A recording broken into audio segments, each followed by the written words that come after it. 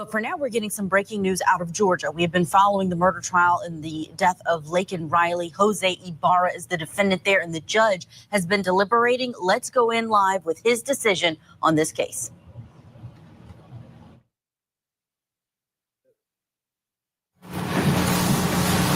You may have seen me. I make notes during the trial. I probably filled up 2 legal pads full of notes during the trial, but the closings, I want to just listen. And that's what I did. But I wrote down 2 things in the closing.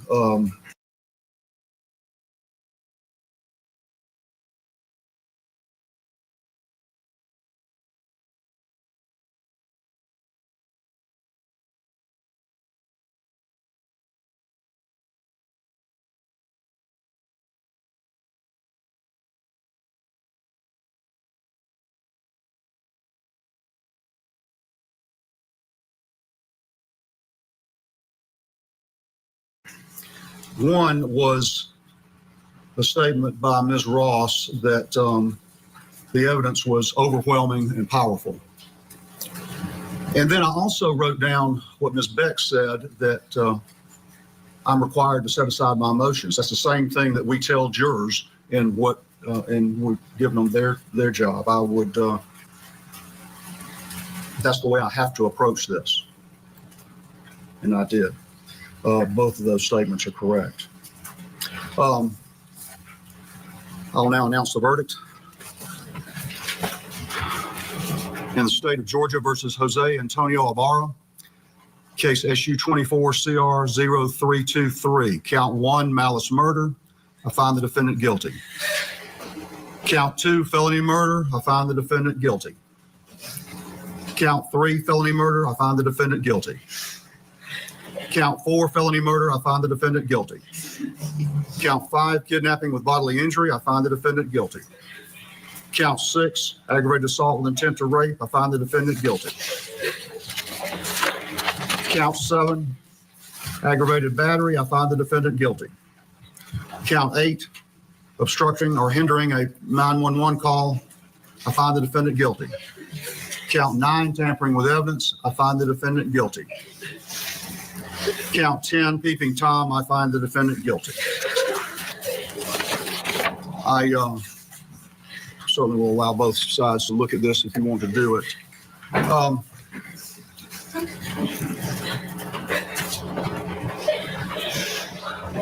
The next step is sentencing.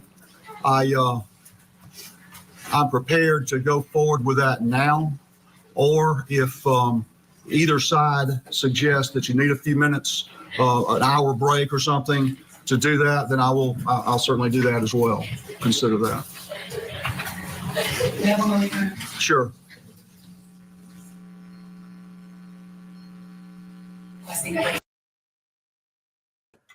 I didn't realize my whole thing was mute. I'm so sorry. I'm sitting here talking to myself, but I think y'all was able to hear on your end, so that's all that counts. All right, back to it. I understand. We will recess till 12:30. Recess till 12:30. Will that work? Yes, sir. Yes, sir. Okay, thank you.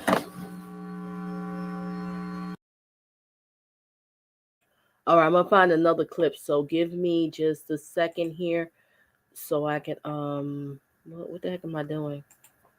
So I can set it up. So he was found guilty on all counts. Hallelujah.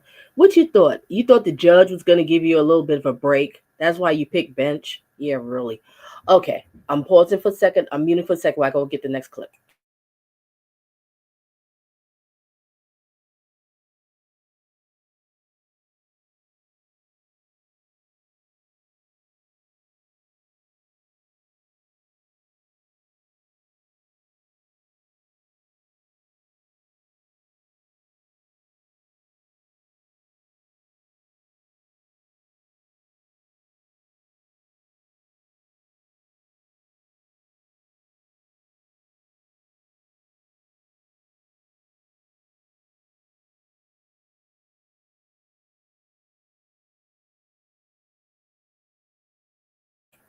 All right, we're gonna listen to the closing arguments.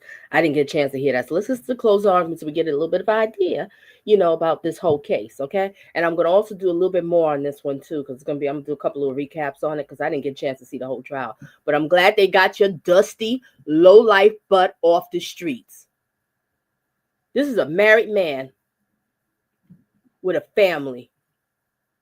Jeez. All right, let's resume.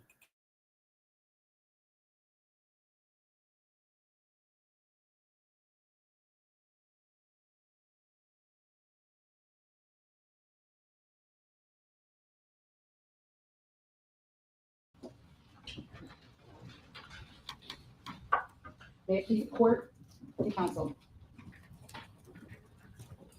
Your Honor, Laken Riley herself has given you all the evidence you need alone to find this man guilty of every single count. I see you, Deb. I see you. And as I said in my opening, and what the evidence is shown in this case, is that she did fight. And it is a direct result of that fight that gives you all the physical evidence you need to convict him. And if you only had that physical evidence, you would have enough to convict him. But what you have heard in the last few days in this trial is video evidence laid on top of the physical evidence that corroborates it. Digital evidence laid on top of the physical evidence and the video evidence that all corroborate one another. And the three forms of that evidence in this case, the physical evidence, the video evidence, and the digital evidence, combined twist this very powerful knot that this defendant cannot get out of. There is no way out for him. The evidence in this case has been overwhelming. I see you, Abby. And the evidence in this case has spoken loud and clear that he is Laken Riley's killer, and that he killed her because she would not let him rape her. And look no further. You have to look no further to his actions 73 minutes before he encountered her on the trail to know what he was up to that day. And so not only does the physical evidence identify him, the video evidence identifies him. His own brother identifies him. His roommate, Rose Belly, identifies him. The people who he was living with condemn him. But his digital evidence of posting selfies of himself wearing what is basically his rapist gear an hour before he leaves his house, that condemns him. He has condemned himself. And what I'm going to do in the time that I have before this court is review the evidence that this court has heard and ask that you find him guilty on every single count of this indictment, not because you feel sorry for anyone, but because he earned it, because he deserves it, and because we have proven it beyond a reasonable doubt. Let's start with the physical evidence. The defendant's DNA is under the right fingernails of Laken Riley. And it is only Laken and this defendant in that sample, and no one else. It was first done at True Allele, and because R. Hennis and this defendant are blood brothers, he couldn't be excluded under YSTR. And then it was Diego who could be excluded by YSTR because he has a genetic mutation. But True Allele, when looked further in at the sample, eliminated both Diego and R. Hennis. So the evidence in this case has been, and is, that it is only the defendant and Laken Riley underneath her right nails. And how did that happen? Because she, in her fight, marked him, scratched him. And the testimony from Ms. Hinkle yesterday, when asked, well, how do you get a person's DNA underneath your fingernails? One of the first things she says is scratches or bodily fluid. Casual contact is not enough, and wearing an item is not enough. And how do we know that? The black Adidas hat that we all see for our own eyes on Diego's head doesn't have his DNA on it. I mean, contact DNA isn't the magic bullet that everybody likes to pretend it is in front of a jury. But we know Diego was wearing that hat. You can see it for your own eyes. And I'm going to talk a lot more about that hat and why and how Diego was wearing that hat a little later. Deb, you're right. This prosecutor is not having it. She's not having it. Oh, I got to watch some more of this. So y'all want to watch with me? I'm going to do some recaps on the other one because I didn't see everything. This was a real quick trial. There's not much to do. I guess I'm trying to figure out, what did you think? By doing a bench, you had more of a chance? Huh? You creep? Creepo? Reason. We finally got another creep off the street, right, ladies? We got another one off. It is the defendant's thumbprint on Laken's phone And this was from the Daubert hearing. This is all, first of all, the digital image of Special Agent Daniela Stewart, and that is a digital image 597, which is in evidence on one of the thumb drives. And the court heard the testimony that we adopted from the Daubert hearing, and I have here states 28 from the Daubert hearing of October 11th, where Sergeant Stewart of the ACC Police Department, who has been a latent print examiner since 1994, has looked at thousands of prints, compared that image that Special Agent Stewart took on the night of Laken Riley's murder when they finally found her phone after dark away from her body. And he compared it to the known fingerprints of Jose Ibarra, and he did it twice. And he found and explained to the court at the Daubert hearing, which we have adopted as part of this transcript, 15 points of comparison and similarities between latent prints left on Laken Riley's phone and Jose Ibarra's fingerprints. So in order to find this defendant not guilty of killing Laken Riley, you would have to disbelieve DNA. You would have to disbelieve fingerprint evidence. And even if you did that, you would still have this. Quite frankly, she got him. She scratched him. And you heard the testimony from Sergeant Epps and from Corporal Sayan. The left wrist was still oozing. Both of them saw that. And when asked, what's with these injuries by Corporal Sayan, and we played that part of the body cam video for the court to see, Corporal Sayan wasn't coming at him hot. It was super calm and casual. They're out there laughing. They're laughing in those videos.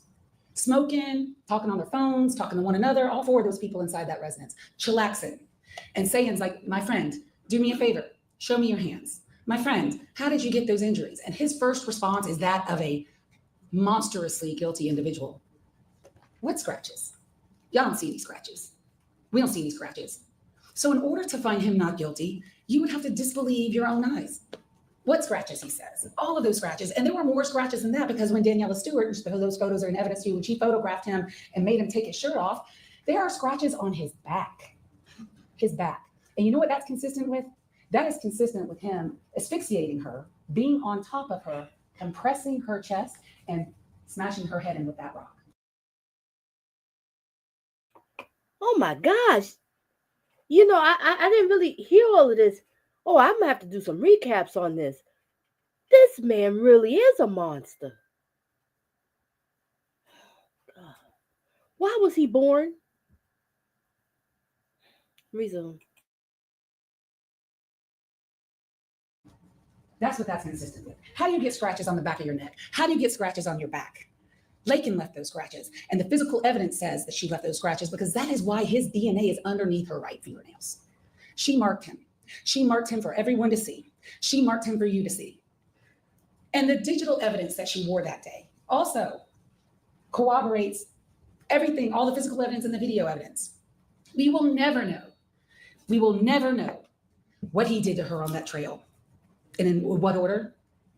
And we'll never know what he did to make her stop. Because quite frankly, I am certain she could outrun him if she wanted to, but she didn't. And he did something to her where she knew immediately she was in trouble. And how do we know that? From the Garmin and her phone. Simultaneously, if you put those two things together, which is what this graph is that you saw and that's in evidence, at 9:10 a.m. And there's some seconds in between them that really only matter if you're an Olympian swimmer or a track runner. It's so close together in time, it doesn't matter. It is simultaneous. Simultaneously, she enacts or tries to call 911 from her phone using the SOS function of her iPhone. And we know that from her phone. And simultaneously at that same time, she comes to a dead stop. She stops in her tracks. And we know that that is the time she meets him on the trail. And how do we know that? Well, we know that from the FBI, because there is a chart that I'll show you a little later in my closing argument, where at 9:10 a.m., their digital profiles overlap one another. They have met in that woods. His from his timing advanced data from his phone. And remember, the moment he enters the forest, his Wi-Fi is no longer active. And so there's no Rubin data from about 8:55 to about 9:40 a.m. And that is evidence of his guilt too. The fact that he's in that forest, that means he's in the forest. And we know he's in the forest because he has no Rubin data. And we know he's in the forest because his timing. Yes. Do you see the rose garden, BG? Yes, we are in the rose garden. Rose garden. All right, let's get back to it. Woo! This creep is gone. This creep is gone. He's off the street. This lowlife is off the streets. We need to get more of y'all because a lot of y'all lurk in these streets. Just harassing women. Low life creep. Oh, it was so sad when all. Oh my God. I heard a little bit of the family speaking. Maybe I'll show that tomorrow. All right, let's resume.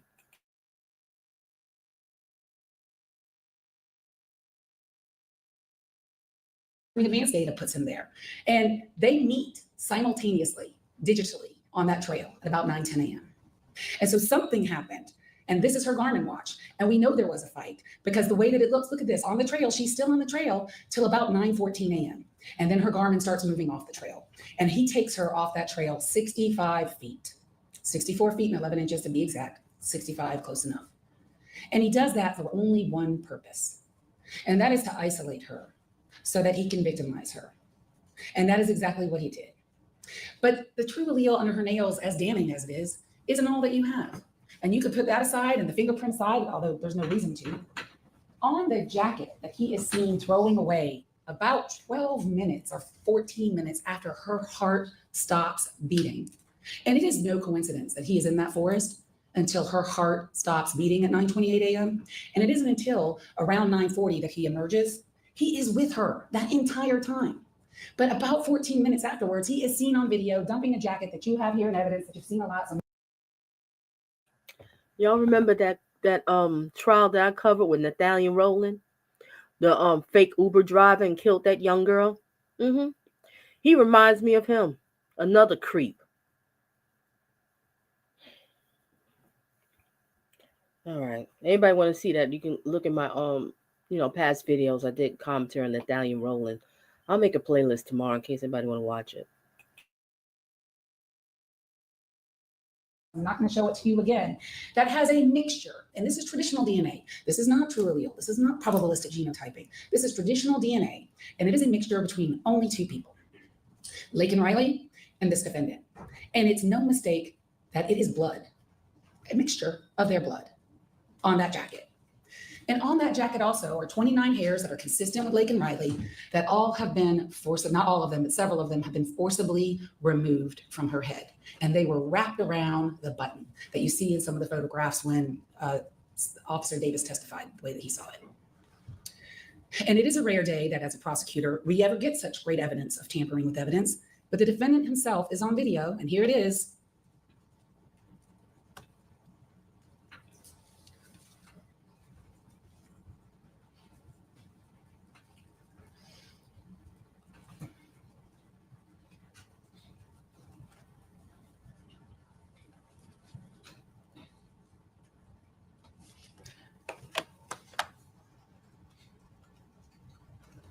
Look at the creep. Just creeping. Look at him.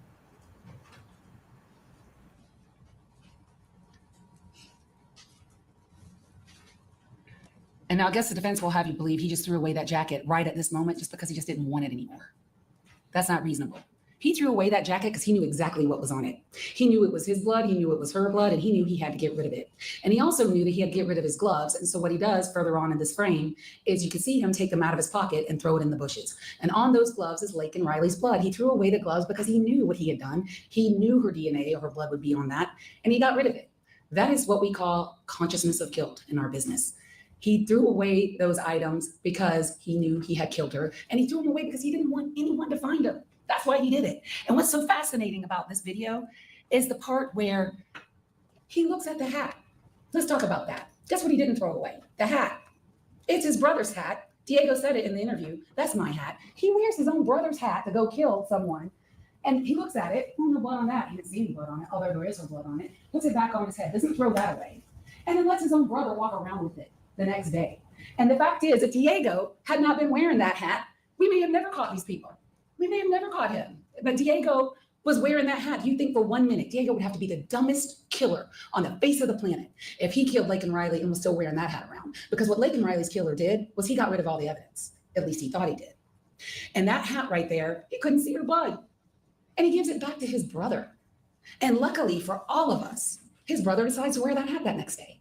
And we know his brother wasn't wearing the hat on that day because you got to see the video for yourself where Diego goes to work on the day of Laken Riley's killing. He's at work and he's wearing a completely different hat. And each day that we have of the videos of where he's going to work, he's wearing a completely different hat. So this defendant, this killer, gives a hat back to his own brother that he was wearing when he killed Laken Riley. And I have to take a moment.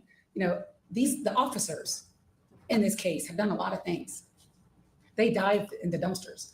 Daniela Stewart told you she was on her hands and knees on that crime scene, looking for rocks that were similar. Couldn't find any rocks around where Laken Riley was murdered.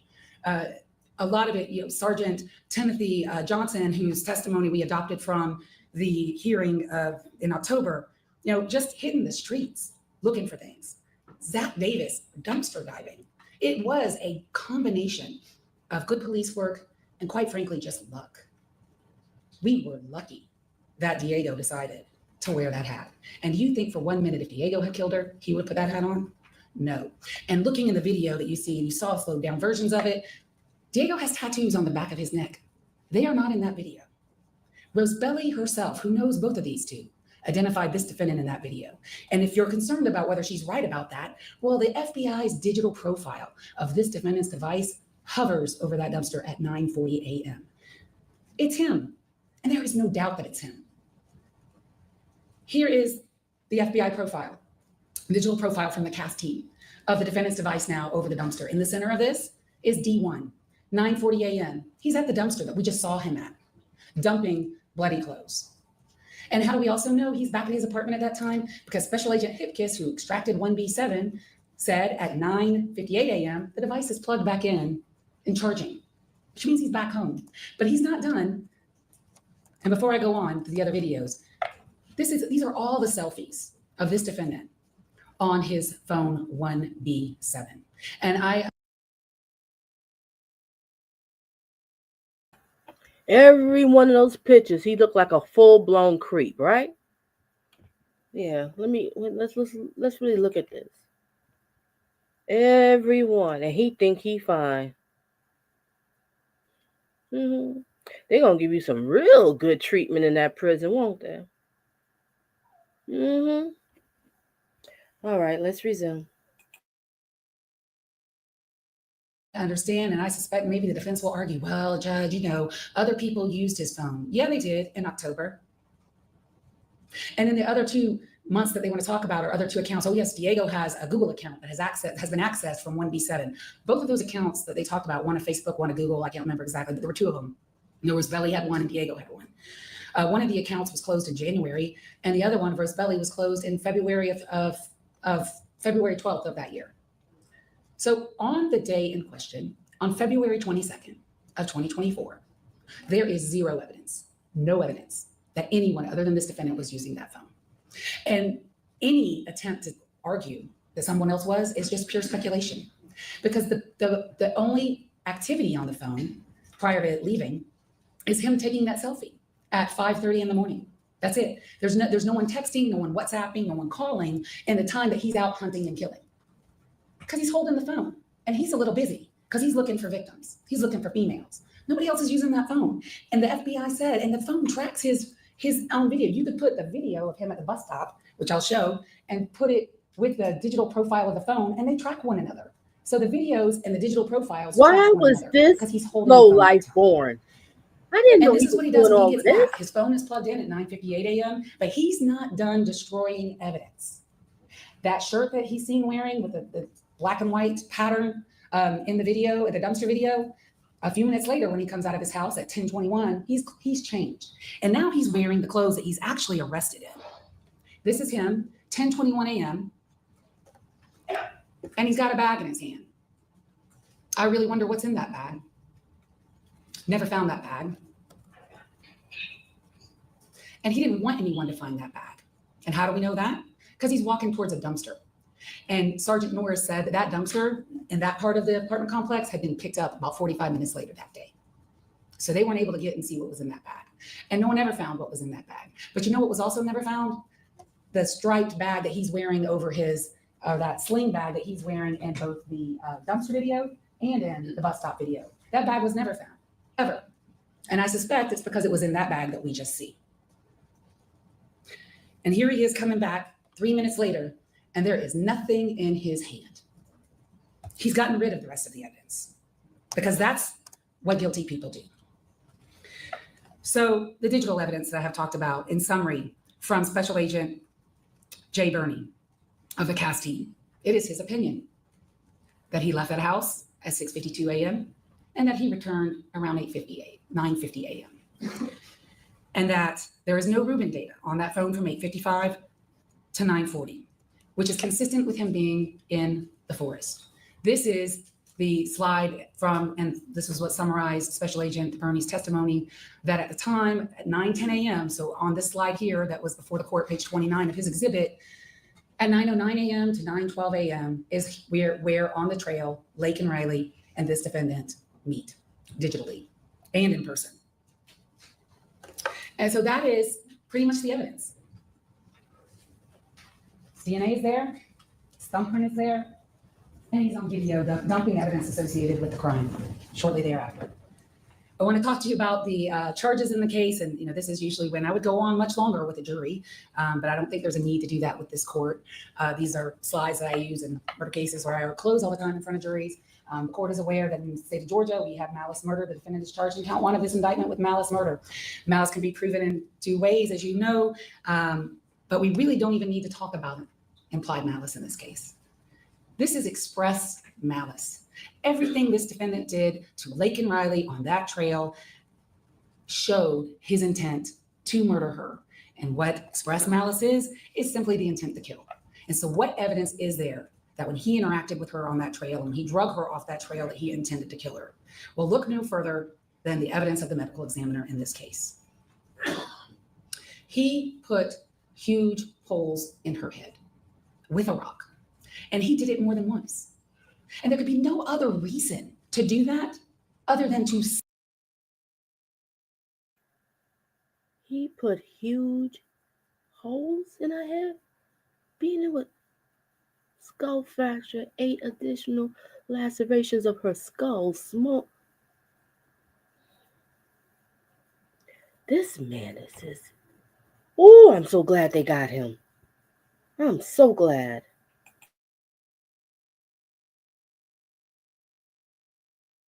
Silence her forever so that she could not call Sergeant Maxwell or anyone from the University of Georgia Police Department and report that he tried to rape her. Because guess who did call the police on him? Gage Sweet. And we're going to talk about that count of the indictment. And he ran away after she confronted him at the door. So he had a motive to kill Laken Riley, but you don't even have to go that far. All you have to do is look at his actions and look at the state's exhibits that we admitted through the medical examiner and look at those 9 holes in the left side of Laken Riley's head. That's intent to kill. And the rock sure is a deadly weapon, especially when used that way. He used a rock like it was a hammer. And that's what he did to her. That's intent to kill. The petechia also, because these are concurrent causes of death. Asphyxia. He asphyxiated her in some manner. Again, we'll never know everything he did, how he did it. But he asphyxiated her, we know enough, that caused petechia in both of her eyes and even at her lips. That is a tremendous amount of petechia that she has there from a compression or a strangulation injury. He was depriving her body of oxygen long enough to form those wounds on her. He intended to kill her. There is no other reasonable explanation for that conduct. We have also charged 3 counts of felony murder in this indictment. I'm not even going to define it for the court because I know you know what it means, so I'm just going to go straight to the felonies. And they are kidnapping with bodily injury, aggravated assault with intent to rape, and aggravated battery. First, with the kidnapping with bodily injury, that is exactly what happened in this case. And that actual felony precedes the murder in time because he didn't murder her on the trail. He took her 64 feet and 11 inches off the trail for the purpose of victimizing her. That is asportation that is recognized under our law. And it is what permitted him to do the things to her that he wanted to do all along. And if he hadn't had asportated her off that trail, he would have been interrupted. So it is a kidnapping with bodily injury. And I have a crime scene photo here from, again, Daniela Stewart, where she shows marker 1, which is Laken Riley's other AirPod. And that's how we also know there was a struggle on the trail. Sophia and Lily find, and we know Laken was listening to music when she was running, they find her AirPod, one of them, in the middle of the trail. And there's a photograph in there. A little towards the side, but still on the trail. AirPod number 2 is found by Daniela Stewart, where marker 1 is off the trail.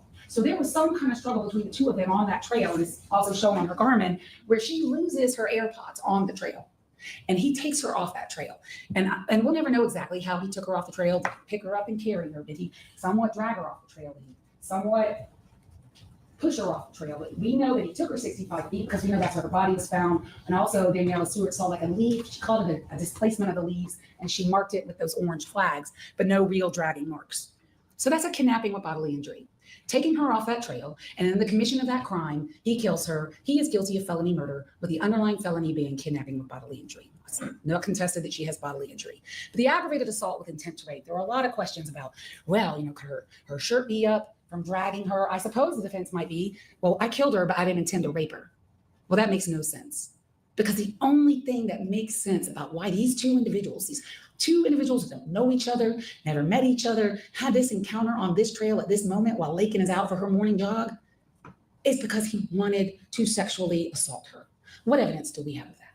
What has been left behind from the struggle that we can discern that? What circumstantial evidence? Well, her clothes are in two different directions. And it is important to talk about her clothes. And we're not talking about her clothes in order to shame her as a female. No. It's evidence on how she wears her clothes. She would wear running tights when she ran because that's what's comfortable. And that's how you run. And she would wear them over her navel because when you're running, you want your clothes to stay put. And she wore a Lululemon jacket, and she wore 3 layers of clothes that day. And it's important to talk about that from an evidentiary perspective because these are tight running clothes that are designed not to move. And if they want to say dragging may have caused one of the layer of clothes to come up, all right, I'll give you one, but I can't give you 3. And I can't give you the clothes going in 2 different directions. Her shirt This was up. prosecutor's Her like a running pit bra bull. up. You go, Her girl. jacket up, and her breasts were exposed in a way that you saw in Sergeant Maxwell's body cam video, and in a way that Special Agent Beyer testified to the court, and he photographed them. They were twisted all together in a knot almost above, and like almost tying down or pinning down her shoulders. That is not an accident, and that is not from dragging. And if you even want to think that that was from dragging, then how do you explain how her tights are down below her navel? She never wore them that way. Her underwear is pulled up, and you can see it in the body cam video, and you can see it in the photos from Special Agent Beyer, and her underwear has been torn. He did that to her. He did that to her after he drug her off the trail. And he did that to her because he wanted to try to rape her. And we don't have to prove a completed rape, and thankfully she wasn't raped. But he tried to do it. And he was unable to complete it for some reason that we will never know. Maybe he didn't like the fight. Maybe somebody ran by. Who knows? But he didn't complete it. And we don't have to prove that he completed it. Injury to Laken's pubic bone, State's Exhibit 316, that also corroborates that he attempted to rape her. Why is that injury so low? All these injuries to her stomach, these linear injuries, that means her shirt was up when he's on top of her. Could it have been the bag? Possibly. It's consistent with a metal object. Never found the bag. Don't know. But there's no reason for her to be exposed that way unless he was trying to sexually assault her. That is the evidence of aggravated assault with intent to rape. It's the only thing that makes sense about the encounter, but there's all that physical evidence that supports and corroborates that that's exactly what he did out there. Aggravated battery.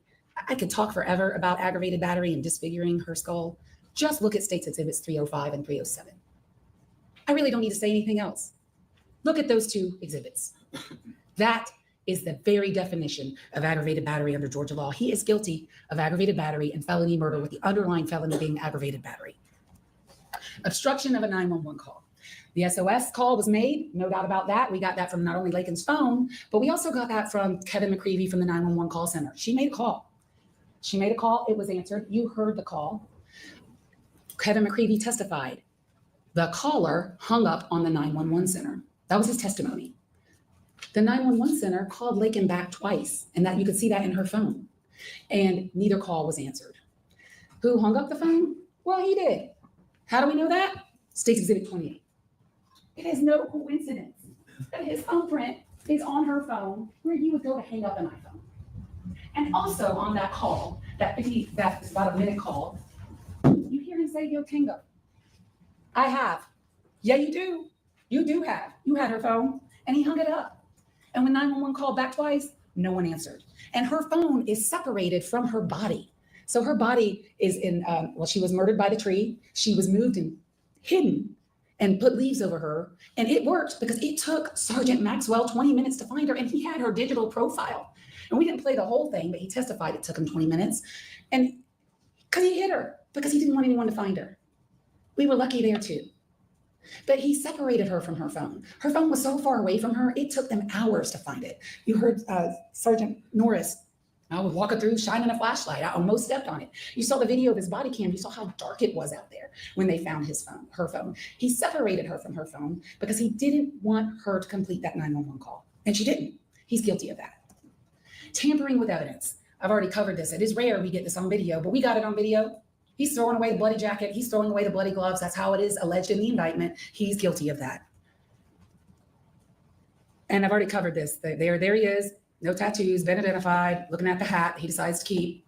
Here he is on social media. If you have any doubt that that's him wearing the hoodie and the black Adidas hat, did you a huge favor there as the fact finder. It's 5:37 a.m. on the day of the murder. He's about to go out, and that's how he's dressed. He is alone in all of these times. Trail cam video, Tejaswi and Sally, the other female runner that encountered him at 8:24 a.m., where he is what? In the woods. And how do we know that? Because when Tejaswi calls the police on him at about 8 o'clock in the morning, he vanishes and disappears into the back. And Sergeant Rabu testified in the direction of the IM fields. And he stays there. What's he doing there? What's he doing there? Well, he isn't running. I doubt he's bird watching. He's sitting there waiting for someone to come by because his first intended target, he wasn't able to get. And I'm going to ask if there are any cameras up. I want to show a portion of something, and I don't want the peeping victim to be seen.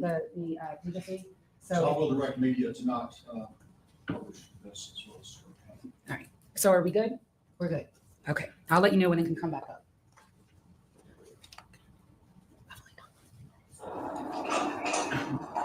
Hey, I'm sorry. Hey, can I come in or you? Alrighty. So I'm just gonna get one thing over the radio. 6427, I believe it's gonna be the north facing at the end of the building. Hey, so are you okay? Oh gosh, I understand it be a little bit scary. I'm just gonna be asking a couple questions, get some clarifying information, okay? So you're taking a shower, correct? And you heard something going on? Yeah, I heard like something was moving and it disturbed us someone from upstairs. When you usually hear that. And then when I actually came out, I heard coming from the door. Or you heard it come from this door? Yes. Okay. So I went to see to the people, and then I saw actually someone was like crouched down and trying to like, I think that is opening. Okay. And then I thought it was just maintenance. I thought opening, but then I was trying to do that by the personnel. Yeah. So, and then I said, excuse me. And as I said that, they tried to duck off, and I could see them ducking. Mm-hmm. And then they went away. And then after that, I tried to get the phone. Then when I was standing by the door, that I could see them peeping, trying to peep and take a look. They're trying to look into that. So at no point did they ever enter your okay, good. In this frame, you can see, as some people would say, clear as a country mile to the back of Building S from Deja Sweet's apartment. She absolutely saw him looking in her apartment. And when she said he was ducking, you can see that for yourself in the trail cam video. And the peeping Tom, and I'm gonna, okay, y'all can come back up now. Are we good? Okay. Is important as a charge. And you can see how scared she was and frightened in that video. She was unnerved about what happened to her. She's in the shower. And that's when he decides to try to open her door. Again, he had been outside her apartment for an hour. The testimony from Sergeant Rabu, and you saw this video yesterday from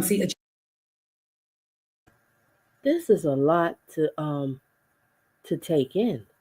I can't even catch up on so much of this creep. Oh yeah, but I will be doing recaps. Ladies, we have to be so careful. You have a lot of these creeps just lurking around. And not just young girls, all ages. You got a lot of creeps over here. They to senior citizens. 70s, 80-year-old women. So sad. He took away this whole girl's future. Young girl, on the right path, going to school, becoming a nurse. Then here come this slime bucket come along. Resume. GBI Cyber. He first appears on the trail at 6:52 a.m. according to that trail cam video. Guess what that coincides with? His digital profile from the FBI. His phone is moving at the exact same time that you see him on this video for the first time. And what this does is, it is a crime and he is guilty of that crime, but it shows his state of mind. You watched the video yesterday. He's there for an hour. You see students kind of mulling around, some of them waiting for the bus, a lot of them on their phones. He is not pressed. He doesn't care. He talks to no one. He interacts with no one. And he keeps circling back and forth from Tejaswi's door to the back of her apartment, Tejaswi's door to the back of her apartment. And he does it 6 times. And he tries to open her door at least twice that we can see. And when she says he is ducking, there's her window. You've seen that image as well. Here is the part of the video at 7:54 a.m. You see him ducking. She is absolutely correct. And what's he wearing? He's wearing the hoodie, a black hat, black gloves, and carrying a cup. His digital profile puts him right over her apartment at these pertinent times. His Reuben data is collecting at this point because he's not in the forest. And so it's him because of that as well. His digital profile puts him there. He's wearing the same clothes. But if you have any residual doubt that that's him in the video, boom, his DNA is on the cup. The white cup that you can see him carrying in that video was found smack in between Tejaswi's apartment and Laken Riley's body, and it is his DNA on that straw. And yes, it's a mixture. It's not Diego's, it's not Artemis's, it's not anyone related to him. It's him and some other male, and there's alcohol in that cup. He's drinking alcohol at 7 o'clock in the morning while he's out prowling and hunting females. It's him. No doubt that it's him. And I want to talk about the gloves, because the gloves that he chose to wear that day, you heard from Alexander Coven of the crime lab. Luckily, again for us, they were cheap. They're not latex. There's some kind of polyethylene, like plastic gloves that tear easily, is what he said. That was his scientific testimony. And those gloves were torn. And you saw photographs of them where Katrina photographed them at the crime lab. And because those gloves were torn, he was able, and maybe they were not torn when he was holding the cup. Maybe they got torn when he's holding these rocks and murdering Laken Riley when she is fighting him. But at some point they were torn. And we know that because after they're recovered in the bushes, they go to the crime lab and they are photographed and they are examined. And the first person who sees them at the crime lab is Valencia Johnson, and she says they were damaged. The second person who sees them is Katrina, and she photographs them. And you have the photographs and evidence to use. You can see for yourself that they were damaged. So what in the world is he doing outside a co-ed's apartment, wearing plastic kitchen gloves, a hoodie, covering up his face and skulking around? He is trying to get her. And when he couldn't get her, he ran away into the forest, and he stayed there until he encountered Laken Riley about 73 minutes later. And then he did all of the things that we've already covered in the indictment. And I want to talk to you a little bit about circumstantial evidence, but not in a way that I would talk to a jury about it. There is no legal difference between circumstantial evidence and direct evidence. It's not bad. It's just different. Yeah, his head is shaped funny, isn't it, BG? His whole look. You sort of, did you see the pictures of all those different pictures he took of himself? Like he think he fine. Did this to this girl. Don't BG, don't he remind you of Nathaniel Rowland? The same thing, Nathaniel Rowland. The other trial. I don't want my text out. BG going in. That's right. All right, let's resume. Just a little bit more, ladies and gentlemen. Hang in there, y'all. Just hang in there with me.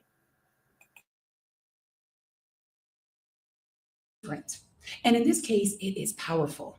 And it is layered upon layer upon layer. And there is no way out for him. He is guilty of everything in the indictment.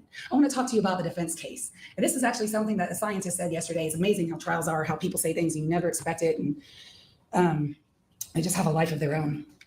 Trials.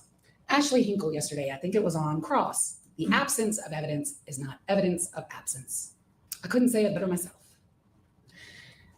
I suppose their defense is Diego did it, because that's all we've been talking about is Diego. And yeah, Diego was a suspect because he's wearing the hat that they saw. But eventually, you know what the officers didn't do in this case? They did not turn a blind eye. They got Diego's phone, they got Diego's DNA, they interviewed Diego, and they followed it to its natural end. They looked through hundreds of hours of video. You saw the chart that Detective Norris put in on Friday of all the videos around the IM fields. And there were multiple cameras.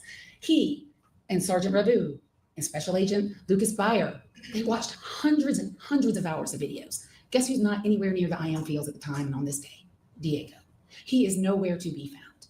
And the only way that Diego could have done this crime, and the only way that it could be even like a reasonable hypothesis that he could have done this crime, is if he had two things. Number one, magic pixie dust. He would need the magic pixie dust to put his brother's thumbprint on her phone. He would need the magic pixie dust to put his brother's DNA underneath Laken Riley's fingernails. And he would also, in addition to that, because of the video evidence, he would need one other thing.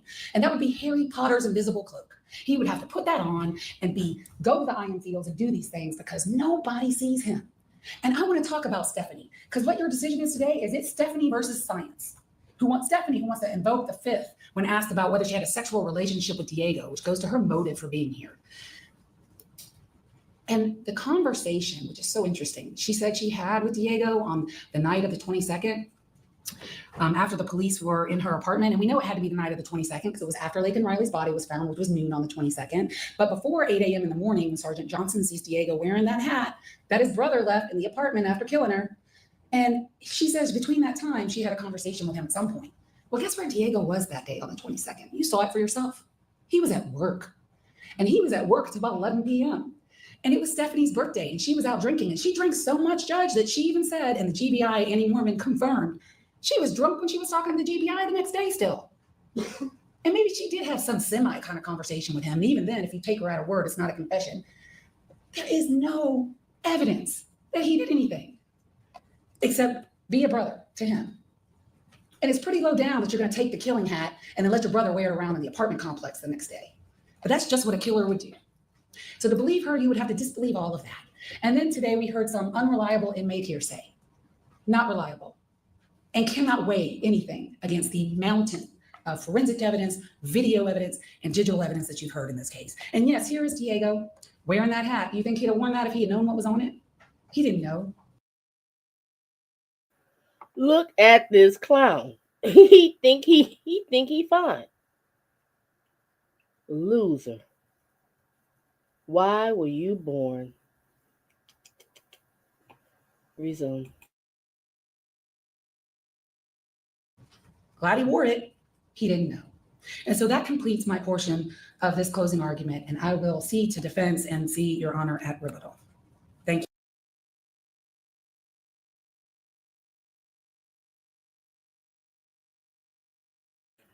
All right, give me a second. I'm going to try to find another little clip. I didn't want to go past 90 minutes, so we're just going to find another clip. Let me see if I can find another one. But this was prosecution. I'm trying to find what defense had to say. That's what I'm going to try to find. So give me just a few seconds. It's going to be on mute, so just give me a second.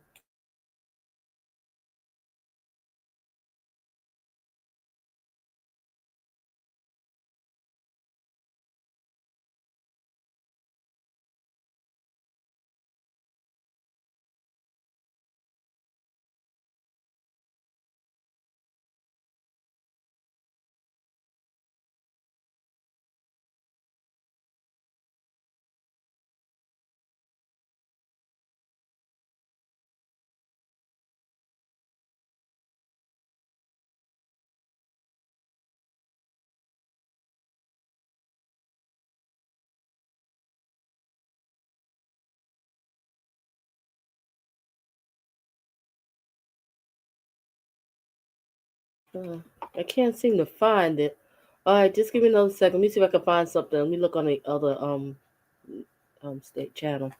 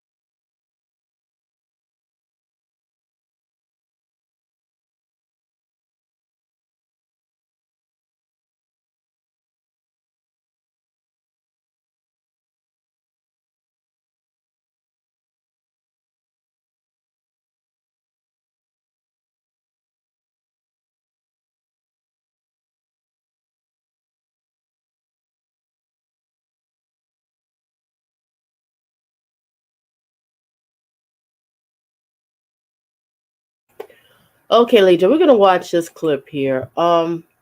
This one here says defense points finger at Jose's brother for Laken Riley's murder. Oh, this was interesting.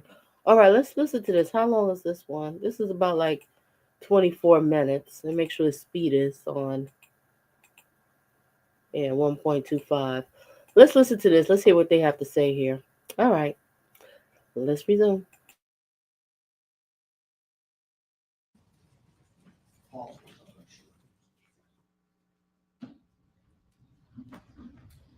Your Honor, Ms. Ross, evidence that is subject to more than one interpretation is not proof beyond reasonable doubt. As Mr. Kirby said in his opening, the evidence in this case is graphic and disturbing, and it is deeply sad. And I don't envy your position, Your Honor. The rest of the people in this courtroom get to be human. We can feel shock and outrage. But Your Honor, as the court, you are the embodiment of law. And as the court and the fact finder, the law requires that you not allow your verdict to be swayed by sympathy for anyone. It must be based on the evidence. Mr. Ibarra, acting on our advice, elected to have a bench trial, trusting. Oh, I guess this is her closing statement. Oh, okay. This might be it. This is good. All right, let's get back to it.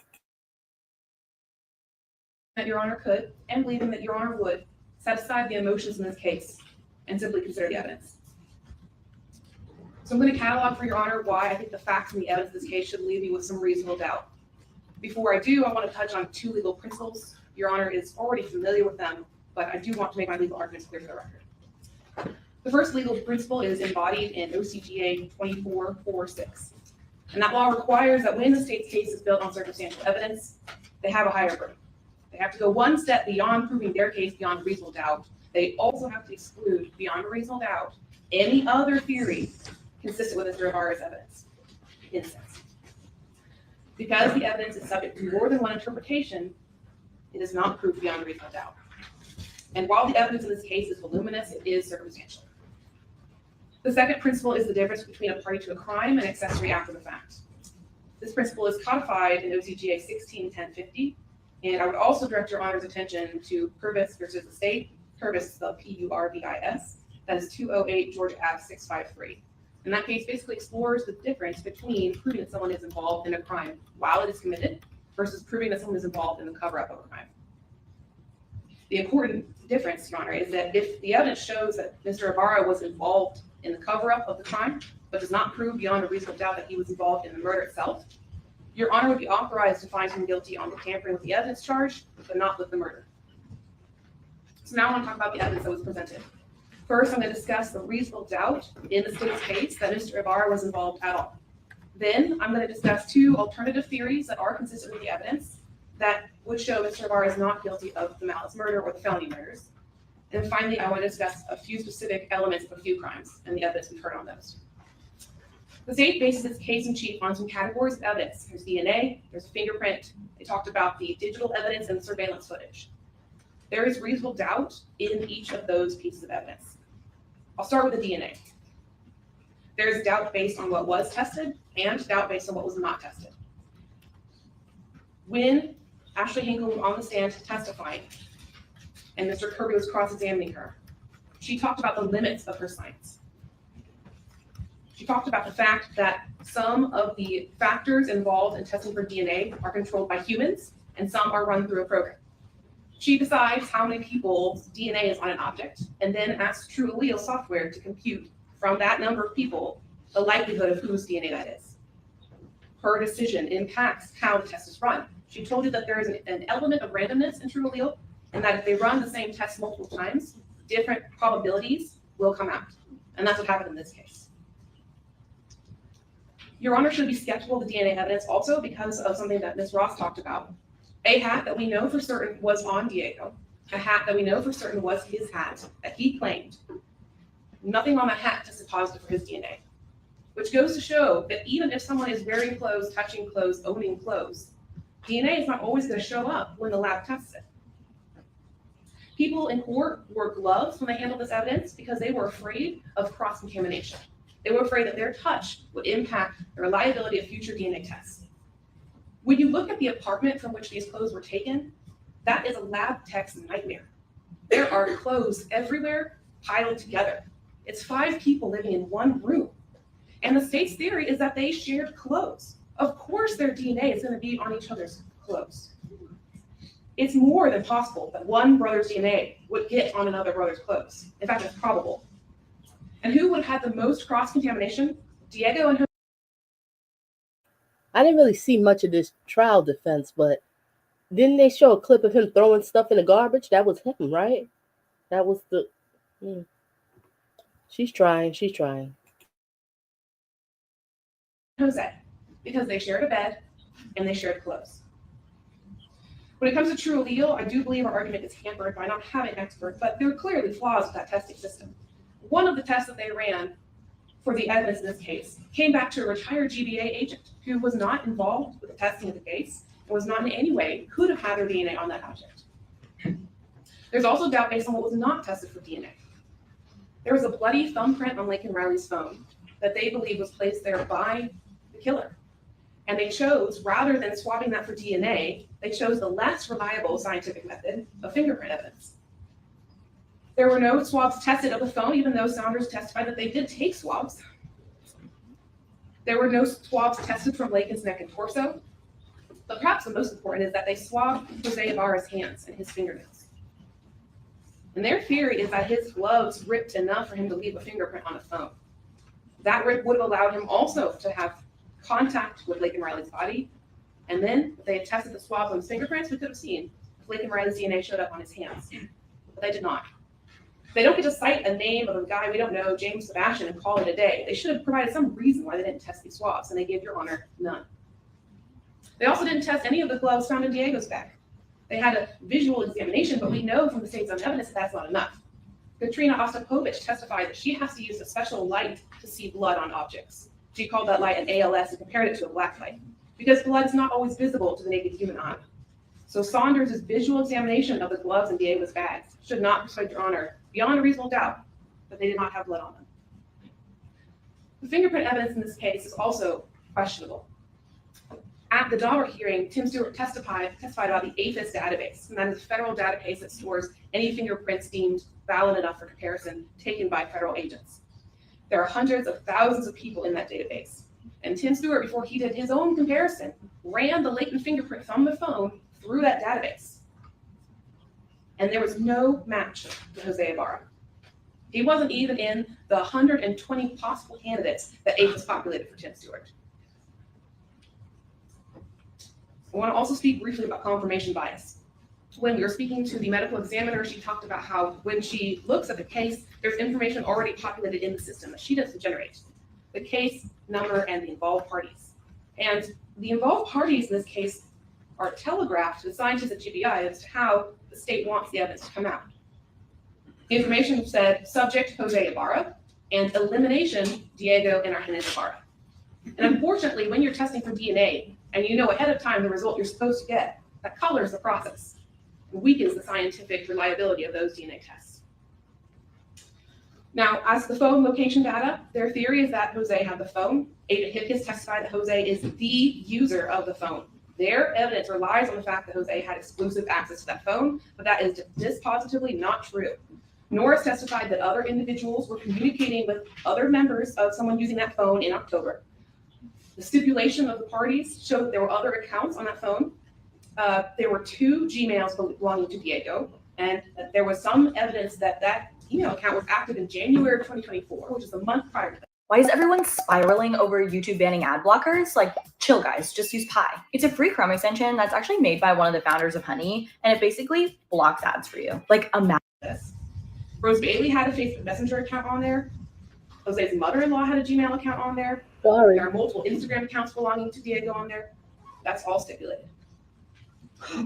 And even if you consider that Jose had the phone, the testimony of Jay Burney shows that there is some shakiness as to exactly where that phone was at the time of the murder.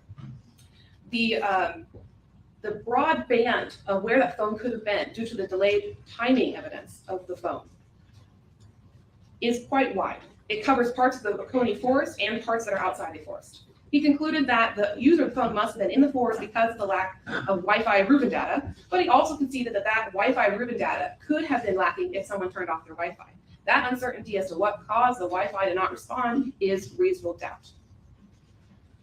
In the dumpster video, Your Honor should have some doubt based on the angle and the quality of the video. Rose Bailey did identify Jose, but she testified that the reason she identified him was because of the hat and the shoes. The hat that we know Diego owns, and black slides that we know Diego owns too, because the agents found a second pair of black slides in the apartment when they searched him. So the hat and the shoes that Rose Bailey identified for Jose could just have easily been Diego's. In the 911 call, no one identified the voice. I don't know why the state didn't ask Rose Bailey, but she was here. Maybe she could testify to who's speaking, but no one did. And the phrase that the state would like you to believe is being spoken, yo tango, was heard by somebody who does not speak Spanish. We don't know what is being said on that call. We don't know who says it.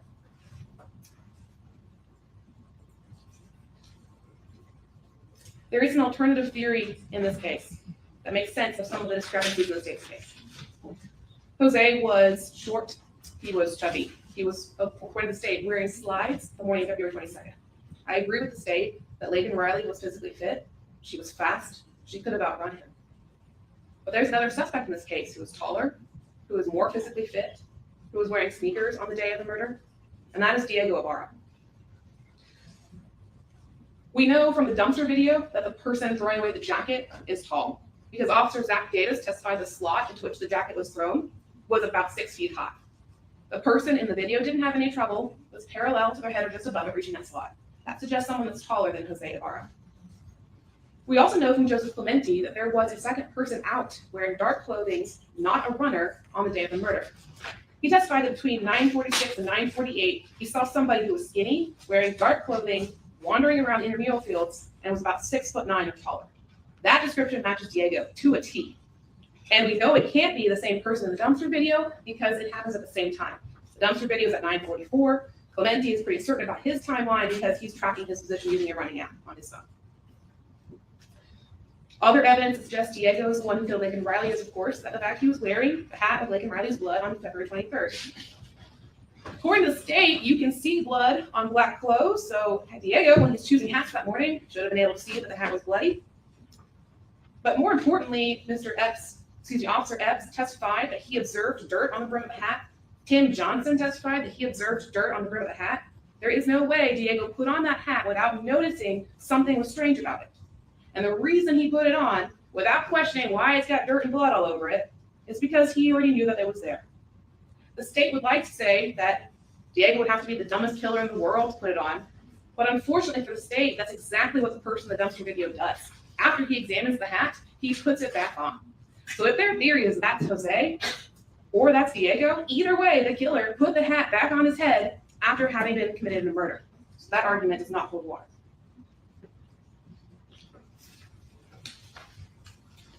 We know that Diego had 2 cloth gloves in his bags. Both of them were mismatched, meaning that, assuming that they each had a pair, there was a pair of gloves Diego owned that was never found.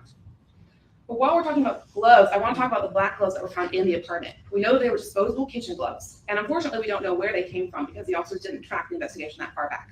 However, Rose Bailey said that they did not come from Utaje, the sushi place where Jose and she worked. They did not come from the place that Jose Ibarra had access to. What we cannot rule out is the Bolton Dining Commons, the UGA dining facility where Diego worked. Why is that important? Because bringing the gloves home shows a step of premeditation. Who had access to do that? Diego. Why would he do that? Because he was planning to use the black gloves at some point. And speaking of gloves, why are there 3 of them found in the bushes? Jose has 2 hands, like everybody else, but there are 3 gloves, and they test all 3 and found presumptive blood on all 3 of them. What that suggests is that there are multiple pairs of hands wearing those gloves. Now, they did enter video evidence of Diego clocking in at work, but that video is not an alibi for Diego because his commute to work was only 10 minutes, and his clock-in time on February 22nd is 3:57, which is 6 hours after the murder. If anything, Diego's work schedule makes him more suspicious because the bus stop that he regularly takes to work is the one featured in the surveillance video near Saraswati's apartment. It is the same bus stop that the officer said they reviewed and never saw Diego. And we know that they should have seen Diego because he took that bus stop to get to work that day, which means the detectives never saw him because they missed him at least once, possibly more than once. We know that Diego's phone had no service, no location capabilities, and the agents testified that Jose's phone was a go-kart to Jose's race car. If Diego needed to use a phone with service, the phone was already logged into his Facebook, Instagram, and Gmail, he would have taken Jose's. The state argued that Diego didn't act suspicious. Neither did Jose. Both of them complied with police commands. Both of them answered questions and were talking, laughing outside the apartment. Officer Cyan testified that the vibe amongst all the roommates was relaxed. They were smoking cigarettes. You can't assume anything good from Diego's behavior on February 23rd that you can't also attribute to Jose. But it goes beyond the possibility that Diego was involved. Diego himself, multiple times, confirms it. First, by threatening Stephanie Slayton. Now, Ms. Slayton has no incentive to lie, and the state did a lot of work trying to make her look uncredible. And I like that the state is not about shaming females until they're testifying in a way that complicates their evidence. Because they tried to use her sexual relation with Diego to implicate her involvement. They've tried to shame her for celebrating her birthday. But the truth of the matter is she was scared and she came forward with the police anyway. She talked to them multiple times. She offered to let them download her phone, even though she was fearful of retaliation. Those are not the actions of someone who is making something up. In the context of that conversation that Slayton was talking about, she tells Diego, I know you're in that area a lot. You must have seen something. You should tell the police. And that's when he said, if you tell them that I was in the area and I might know something, I will tell them that you did it and then I will kill you too. Why is it too important? Because it's implying that he has already killed before.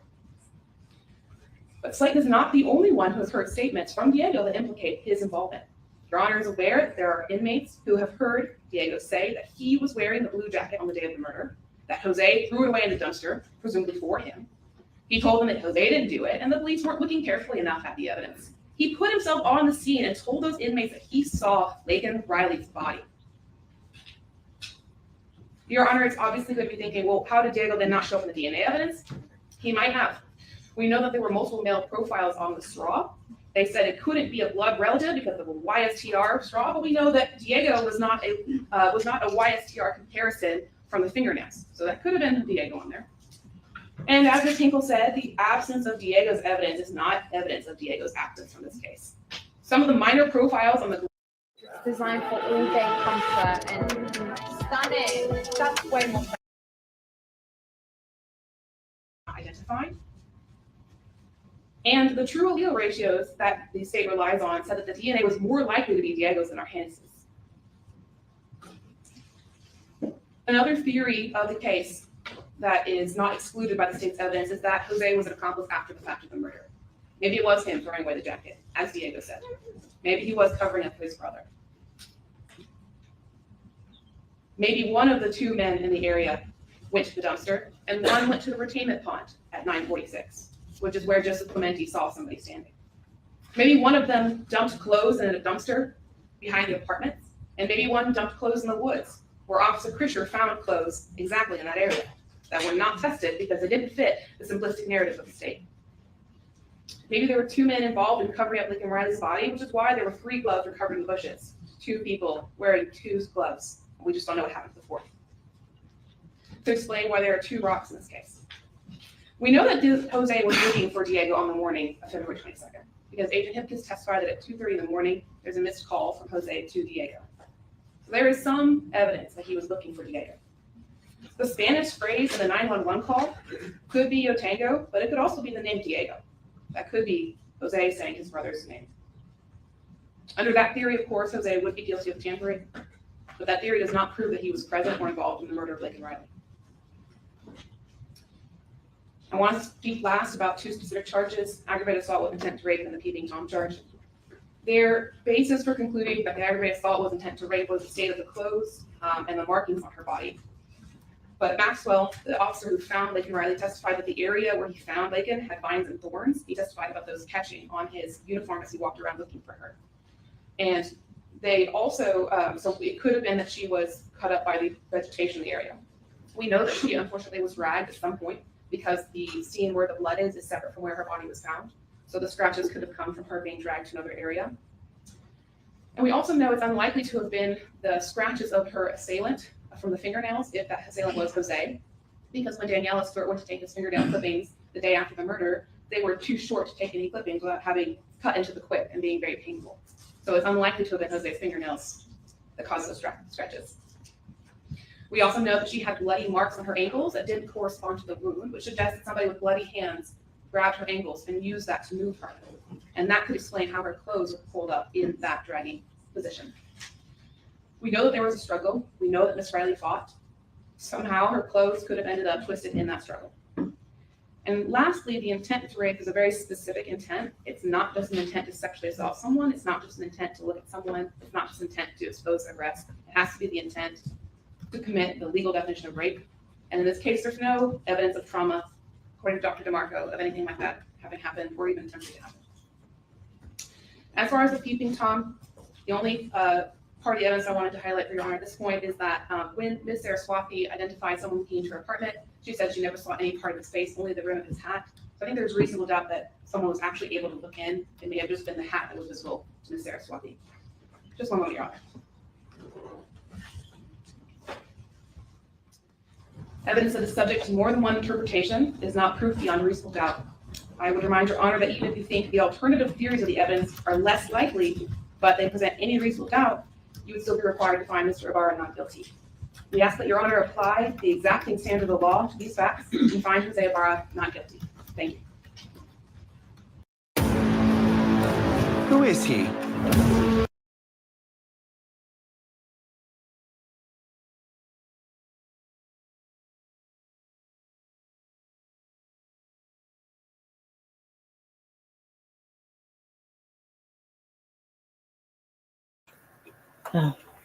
Okay, ladies and gentlemen, that's the end of it. Let's just have a moment of silence for this beautiful young lady. This should have never happened. I'm glad he's locked up for life. Young girl had a whole life ahead of her. And here comes this creep, this low life. All right, let's have a moment of silence and also prayers to her family, because they are so devastated. They are so hurt. Moment of silence, everyone, and have a blessed night.